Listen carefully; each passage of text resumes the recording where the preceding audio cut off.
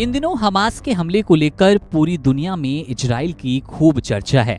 खुद इजराइल के प्रधानमंत्री नेतन्याहू सवालिए घेरे में हैं। आखिर इजराइल की खुफिया एजेंसी हमास के हमले का अंदाजा लगाने में असफल कैसे रही? अब इजराइल के इतने बड़े फेलियर को लेकर एक तबका तो इजराइल के साथ है, प्रधानमंत्री नेतन्याहू के साथ है। वहीं एक तबका हमले को इजराइल पीएम नेतन्याहू की पॉलिसी करार कर रहा है। उनका कहना है कि खुद हमास को प्रधानमंत्री नेतन्याहू ने पाला है। क्या कुछ लिखा गया द इजराइल टाइम्स में, आपको वीडियो में बताएंगे। द टाइम्स ऑफ इजराइल में छपे एक लेख में लिखा गया कि बेंजामिन नेतन्याहू लंबे समय से इजराइल की सत्ता में हैं। उनकी नीति ये रही कि फिलिस्तीन को गाजा पट्टी और वेस्ट बैंक के तौर पर बांटकर ही रखा जाए। खास तौर पर फिलिस्तीन सरकार को वेस्ट बैंक तक ही सीमित रखने के लिए नेतन्याहू सरकार हमास को गाजा पट्टी में महत्व देती रही। यही नहीं, जब उनके साथ इजराइल ने सीज फायर किया तो सभी विश्लेषकों ने गलत रणनीति माना था और आज उसने बड़े खतरे के तौर पर अपनी ताकत दिखा दी।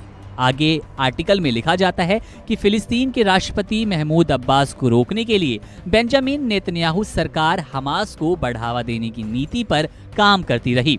इसलिए महमूद अब्बास पश्चिमी बैंक तक ही सीमित रही और इधर हमास ने ईरान की मदद से अपनी ताकत को बढ़ा दिया। लेख में आगे लिखा गया, अब्बास को रोकने की कोशिश में इजराइल की सरकार हमास के खतरे को भूल गई। फिर देखते ही देखते इजराइल एक आतंकी समूह से बढ़कर एक संगठन के तौर पर तैयार हो गया।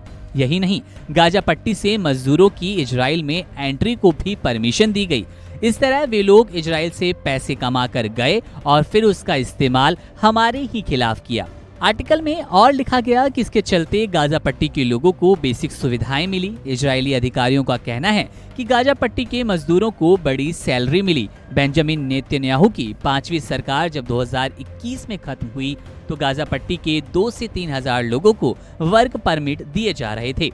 इसके बाद बेनेट और लैपिड सरकार में ये आंकड़ा 10,000 के पार पहुंच गया। यही नहीं, जब बेंजामिन नेतन्याहू जनवरी 2023 में सत्ता में लौटे तो फिर गाजा पट्टी वालों के लिए वर्क परमिट का आंकड़ा 20,000 के पार पहुंच गया। आर्टिकल में आगे लिखा गया कि 2014 के बाद बेंजामिन नेतन्याहू ने हमास की गतिविधियों से आंख फेर ली थी और उनका पूरा फोकस वेस्ट बैंक की तरफ रहने लगा था। बता दें कि लगातार इजराइल और हमास के बीच हालात बिगड़ते जा रहे हैं। दोनों ही देशों के बीच जंग का आज चौथा दिन है। ताजा जानकारी के मुताबिक इजराइल की सेना ने घोषणा की है कि उसने गाजा के बॉर्डर पर कब्जा कर लिया। इजरायली सेना ने बताया कि रात भर में उसने गाजा में 200 जगहों को निशाना बनाया। जंग में इजराइल के करीब 123 सैनिक मारे जा चुके हैं। दूसरी तरफ हमास के हमलों में थाईलैंड के भी 18 लोग मारे गए। सोमवार को इजराइल के रक्षा मंत्री ने पूरी गाजा पट्टी पर कब्जे का आदेश दिया था। इसके बाद रात में इजराइल ने गाजा पर हमले किए। जवाब में हमास ने धमकी दी कि इजराइल के जो 150 लोग उसने बंधक बनाए हैं उसकी जान ले लेगा, उन सभी को मार डालेगा।